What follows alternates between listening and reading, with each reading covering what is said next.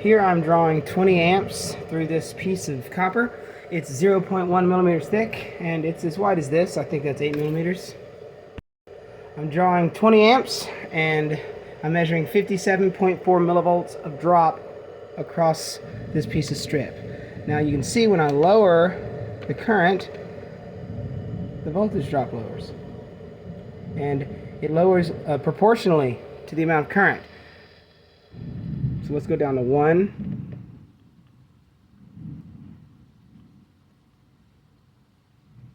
There we go. 2.7 volts, or millivolts. And you can see it is exactly proportional. The only deviation we will see is the fact that as this carries more and more current, it gets hotter and hotter, which increases its resistance a little bit, which increases the voltage drop across it. So there is some drift in that way, but you can still see that it is definitely proportional. So right now we've got 20 amps is pegged out. Now this is going up because, like I said, this is heating, but it's not going to infinitely heat. It will eventually stop heating and stabilize. As long as this number is rising, we know it is not stable yet. It seems to have pretty much stabilized. If it goes up any more, it's not going to go up that much. So we can pretty much say it's stable at 58 millivolts.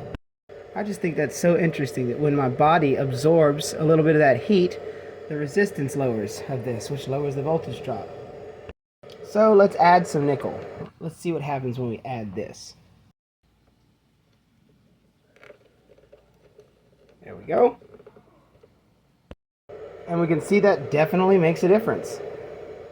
It doesn't make much of a difference, and it would make much more of a difference if I added the same size piece of copper, but you can clearly see that when you add nickel in parallel with copper, it does not increase the resistance, it lowers the resistance. So let's just explore this a little bit.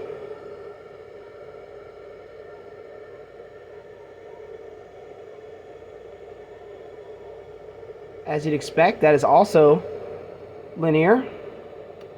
Let's see, look, we've got about 50. Oops, my multimeter turned off. Don't you hate that? Okay, we've got about 50, and let's go to the halfway point. I mean, there we go. Pretty cool, right?